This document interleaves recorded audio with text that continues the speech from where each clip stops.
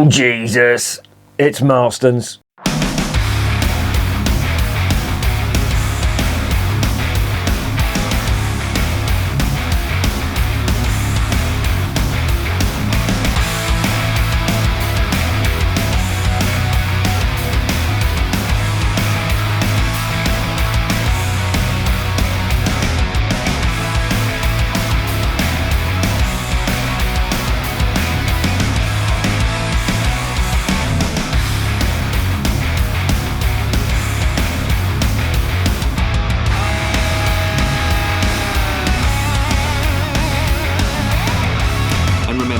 Life is too short to be drinking shitty beer.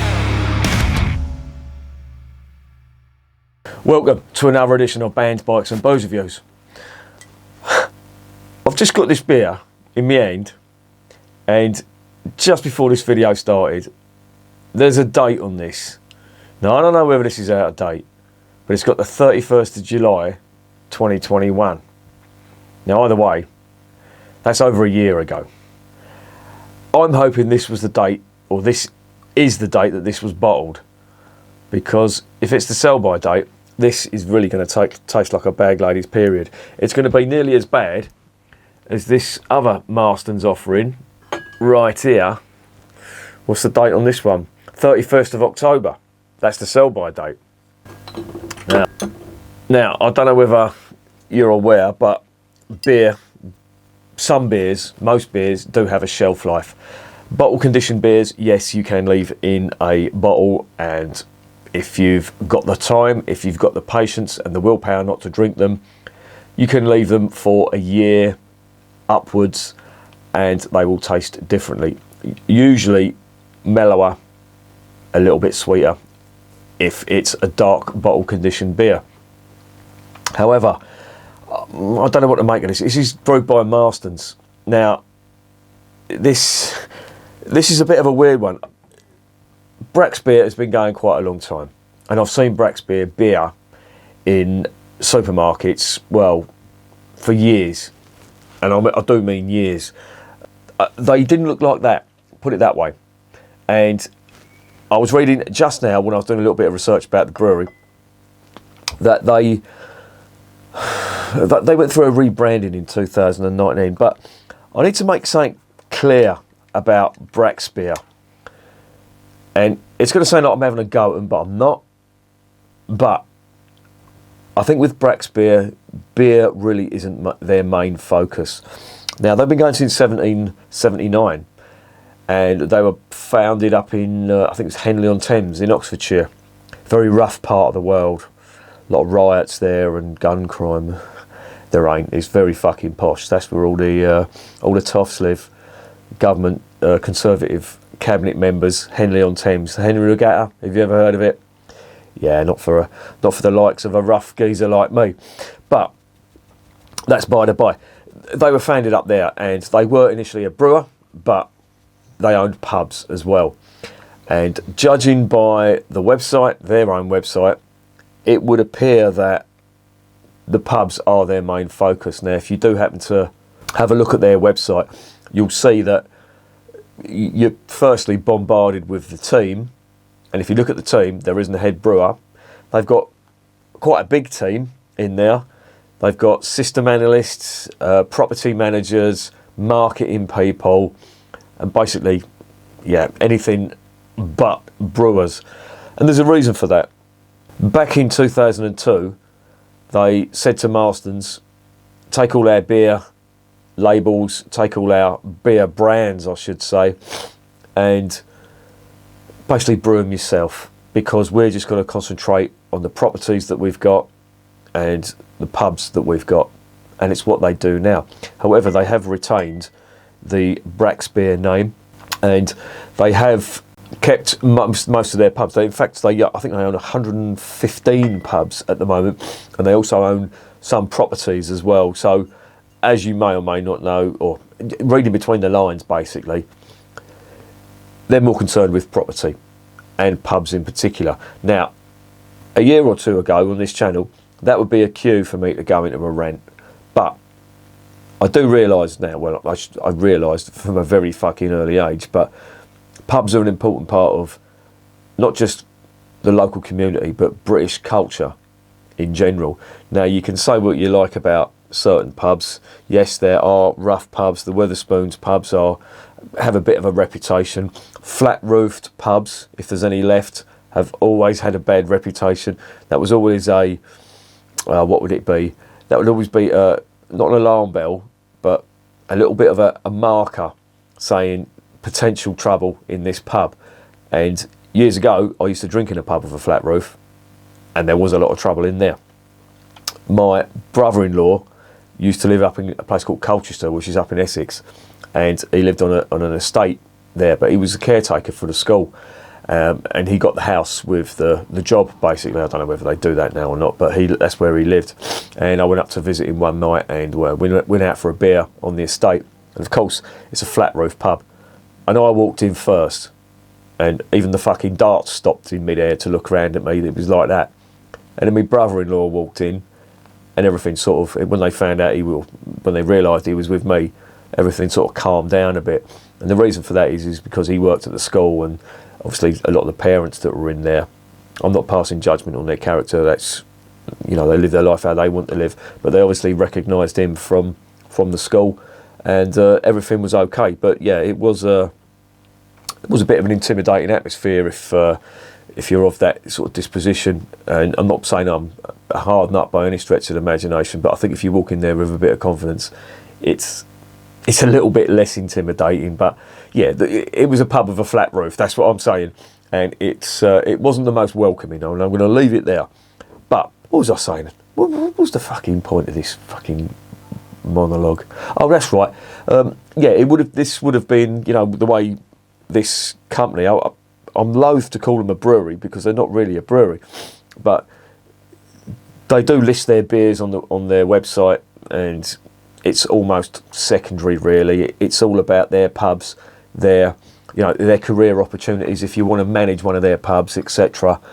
And of course the team, the marketing team, and the property managers and the chairmans and the CEOs and stuff like that. That would have been me gone into a rant, and I know you all like watching me rant, but I've got to rein it in because the fucking blood pressure's gone up since I started this effing channel. Nothing to do with the amount of beer I'm drinking, of course. But the point I was trying to make was, getting back to it, pubs are an important part of the community. Even if you don't drink, in certain communities, people still go in there. It's a place to meet up. It's a place to relax. It's a place to be entertained if they've got live music or live entertainment or whatever. And some of the best ideas and the worst ideas are hatched in pubs over a few beers. And yeah, they generally are, I wouldn't say the hub of the community, but an important part of the community. I'll put it this way. You're obviously watching this, you're a drinker. If you can imagine your local pub or pubs all disappearing, what would you do? Yes, you can say you drink at home. Do I prefer drinking at home, or do I prefer drinking in a pub? I prefer drinking in a pub. It's a different atmosphere to drinking at home, and I think it promotes better conversation, in my opinion. But that's just my opinion, of course, as is everything on this channel. And I had some viewer having a go at me because I'd said the Aldi Martson, was it Aldi or Lidl Martson, last year was a good beer.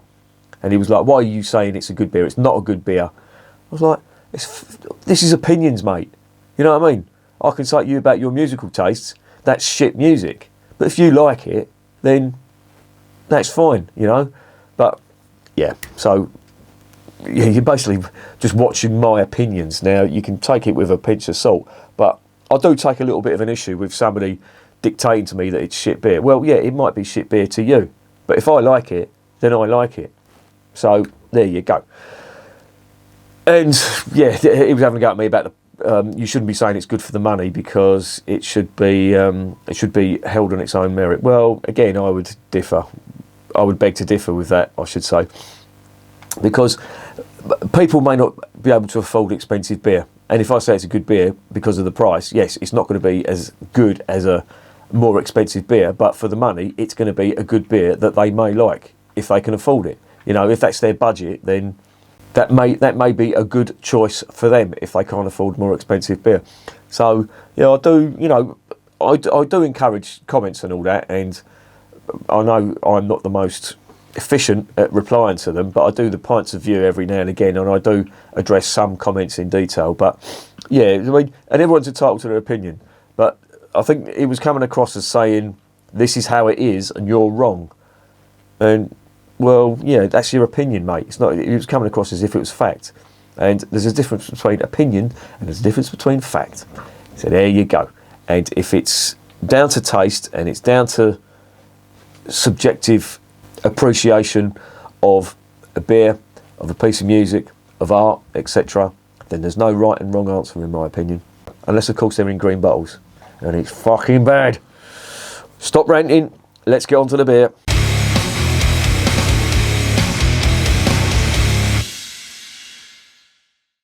Brakspear, Oxford Gold. One thing I didn't tell you in the last section, Marstons do brew this, I did say that, but this is brewed in the Wychwood Brewery, which is based up near Oxfordshire as well. And of course, as you may or may not know, the Wychwood Brewery is a subsidiary of Marstons, as is not the Hogsback Brewery. Is it the Hogsback?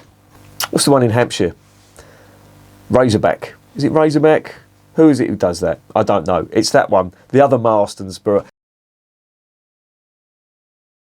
Do you know, it's so long since I've had a Marstons beer.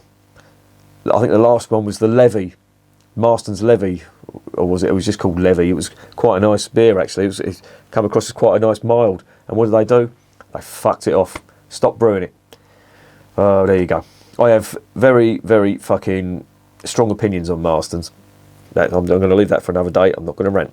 Brakspear, double dropping beer since 1779. Double dropping, what do they mean by that? Double dropping is a type of, it's basically a brewing technique, and they did this with their, I think it was their bitter that they first did that double dropping technique. This is actually a golden ale, and that's hence the reason it's called Oxford Gold. I should say that. They say golden beer with citrus aromas and a zesty fruit finish. Again, golden ale is a very fucking hit and miss beer style in my opinion. I've said that before, and I stick by it as well because I believe it is. I think it was, well, I don't think, I'm almost certain, it was brewed by brewers back in when lager was really starting to take hold of the market and a lot more people were drinking it, and these ale brewers decided we need to compete with lager, so they brewed a light coloured top fermented beer, which up until that point you really sort of didn't have many of. If you really want to be strict about it, you had pale ales, yes, but you never had golden ales. But we are where we are now. There are some good golden ales out there, don't get me wrong. The ones that immediately spring to mind are the St Peter's Brewery golden ale. They do two, and they also did a Jubilee one for the Platinum Jubilee, and that was really nice. I was impressed with that. But yeah, there's a lot of bad ones out there, and a lot of the bad ones come from Marstons as well. So that's why I'm, again, very dubious on this. It's 4.6%, as I say, it's a 500ml bottle. It is, the IBU's on it at 38, which is quite bitter for a golden ale. You can get a honeydew golden ale from Fuller's, which is, again, this is one of the good golden ales, and it's a lot sweeter than that, obviously, because it contains organic honey. But yeah, they do make a big thing about citrus on this golden ale, which I do wonder why they do it. And that's about it, really. Thankfully, they're one of the brewers that actually do mention what hops have gone in here. Now, as I say, this is a Marstons beer, and the hop content, in fact, I'll go one further, not just the hop content, the flavour content is pretty fucking poor on most Marston beers. No aroma, no flavour. But I've got Percy down there in case you're wondering what that noise is. He don't know where he is, he's all over the place at the moment. He raided the bin today, the little fucker. Yeah, I had a proper go. Wait, come here you. Don't want he's walking off because he knows he's in trouble. Come here. Come here. Come here.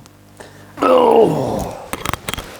Say hello to the viewers. You're not licking me, mate, because that face has been in the bin today, hasn't it? Get out of it. What else have we got on here? That's about it, really. If you want to know what the hops are, I'm in two minds, actually, because I really don't think they're going to make much of a contribution to the flavour, but if you are interested, there's Goldings. They just say Goldings, not sure. They say the Styrian hops, so I'm not sure whether they're talking about Styrian Goldings and trying to make it into 3 hops when there is only 2 hops. But the other hops here are Fuggles, which is a little bit of a strange hop to put into a golden ale, but it's not unheard of. Thankfully, they haven't put any Cascade hops in there, because I don't think I've ever had a good beer with Cascade hops in them. And they've managed to avoid that. They've got some crystal malt in here as well to supposedly give it a little bit of body. But this is a Marstons beer, so I'm taking all of that with a pinch of salt. It's brewed on a big scale. I've seen it in a lot of supermarkets, and it's brewed in the Witchwood Brewery, where if you're a fan of Hobgoblin, I'm going to put you down, Percy, you want to get down, don't you? If you're a fan of Hobgoblin, then you'll know that that is not the beer that it used to be. Certainly not in my opinion, anyway. But I digress. Let's get it open and let's see what's going on.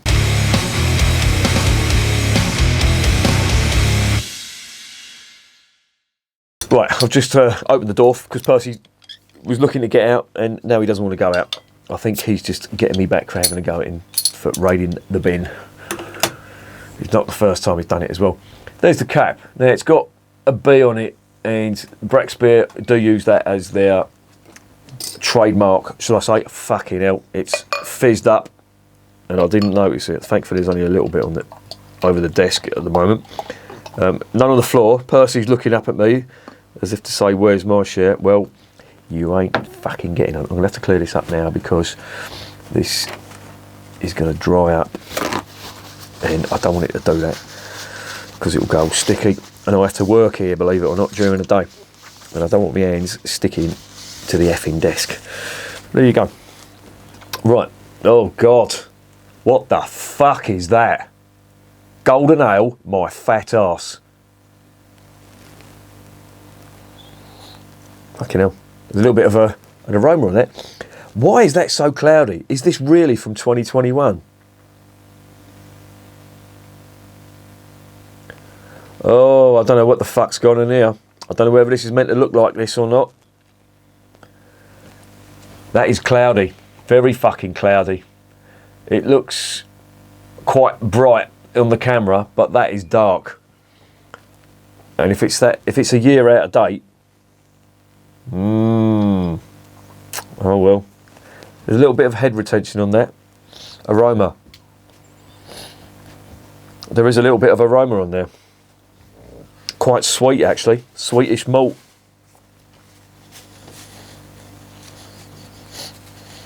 And quite fruity as well. Is this really a golden ale? They called it Oxford Gold. Golden beer. That is anything but golden. Golden. It looks like fucking murky water.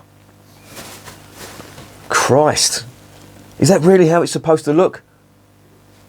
Because that does not look like a golden beer to me, or golden ale. That looks like if anything, it's the colour of a Weizen. But it's a really murky, horrible looking colour. And it's cloudy. Now, Marston's doing cloudy beer. Never seen that before. What the fuck? There is a little bit of an aroma, as I say, and it's quite fruity. And it doesn't smell nasty. So I'm going to risk this. And hopefully I won't be having a Gambia experience in the morning.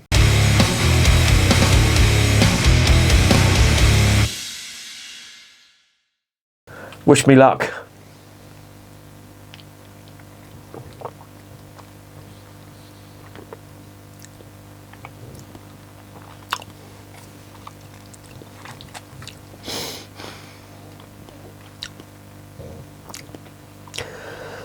And that's typical Marston's beer. Well, I'll say that. There is a little bit of a fruity note on that, and there's some caramel malt on there, but that's just boring. Very, very insipid flavours.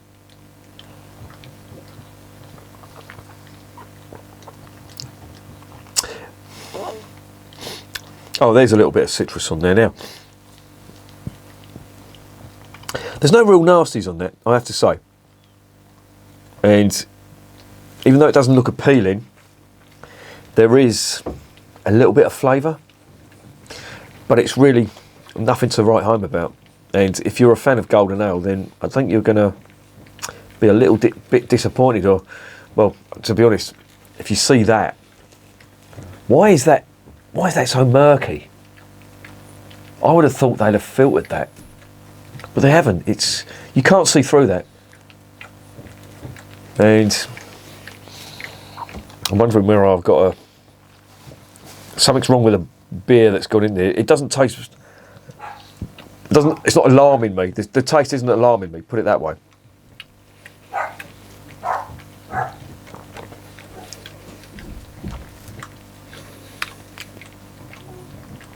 But it's just a boring beer. There's a little bit of flavour. That's typical Marston's fare, and it's typical of the beer produced in the Witchwood Brewery. There's a very vague caramel malt on that, and not a fucking great deal else. A little bit of fruit maybe, touch of citrus, but these are all, when I'm describing these flavours, they're very, very, I don't know, they're just subtle to say the least.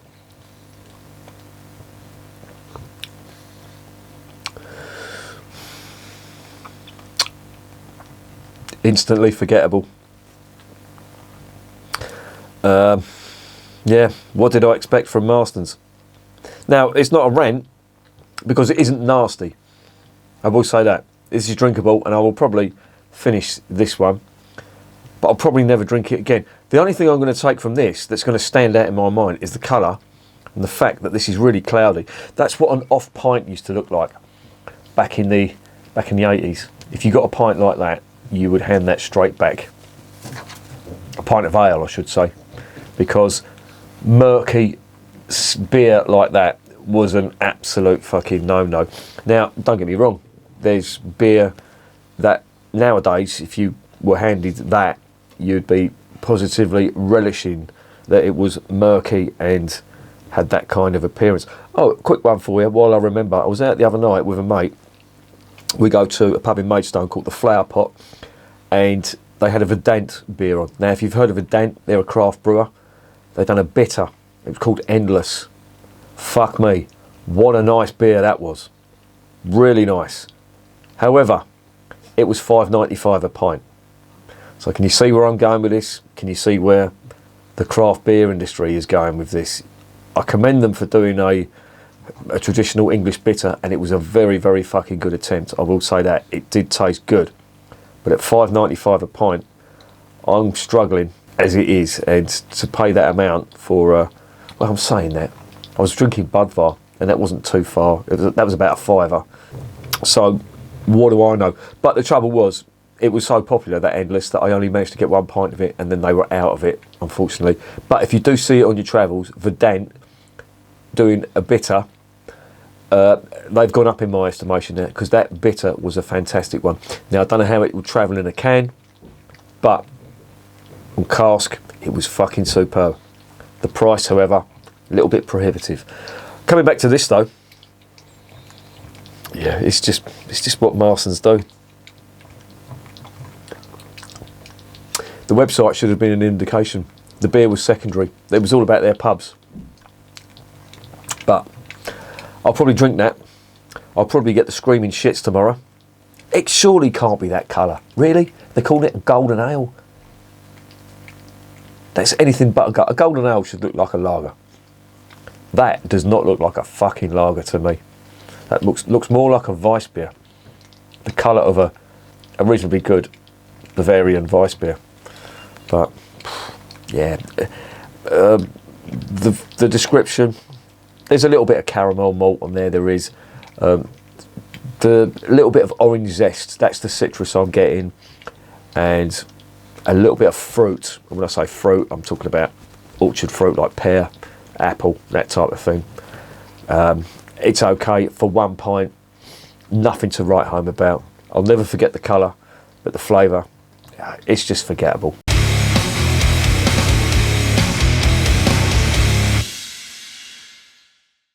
So what's the verdict on Brakspear Oxford Gold? Well, they should call it Oxford Merc, because that's what it looks like. Oxford Orange Merc. That's quite a catchy name, actually, I think, for a beer. But Golden beer, no. Citrus aromas. Well, yeah, there is a sort of a citrus aroma and a zesty fruit finish. Yeah, there is a little bit of orange on there. I will say that, a little bit of orange zest, but it ain't that great. It's inoffensive. That's reasonably cold. No, I'd say chilled more than cold. It's a little bit colder than cellar temperature. It's just okay. There's no nasties in it, which has got going in its favour. I'm just looking at this fucking date, 31st of July 2021. And I'm fucking hoping that is not the sell-by date, because I've just drank a beer that's a year out of date. I'm sure you can do it. It's alcohol. It's airtight. So I think I'd know if it was bad, because you would get a slight vinegary taste if any of the air had got in there. But yeah, I really can't get enthusiastic about this beer. For that reason, I'm going to give it a 5 out of 10. Am I going to recommend it? Well, if you get this dirt cheap, i.e. £1 a bottle, it may be okay if you whack it in the fridge. I was going to say have it on a warm day, but there ain't no more warm days left in the UK now. It is fucking taters out there. I just picked the daughter up from work, and it was fucking freezing. The sun was out and all. But yeah, I think this beer is just like most Marston's beer, forgettable when it comes to flavour. Say, I'm not going to forget that colour. That's the weirdest fucking colour for a golden ale I've ever seen. But yeah, 5 out of 10. Recommended. Well, buy it if you want. I'm not going to say rush out and buy it, but if you see it and it's on special offer, if it's a year out of date, then I really need to find that out. I'm not really worried. I'm one of these that worry about the sell-by dates on beer and all that. Well, I do if it's a fucking 10 years out of date. But then you've got to look at the beer in the context of what it is. If it's bottle conditioned, then a 10-year-old beer may be quite nice, maybe taste quite interesting. But a 10-year-old beer that's, just a bog standard macro brewed lager, for instance, I'd be wary of. So yeah, 5 out of 10, not really recommended. And remember, beer is working class champagne.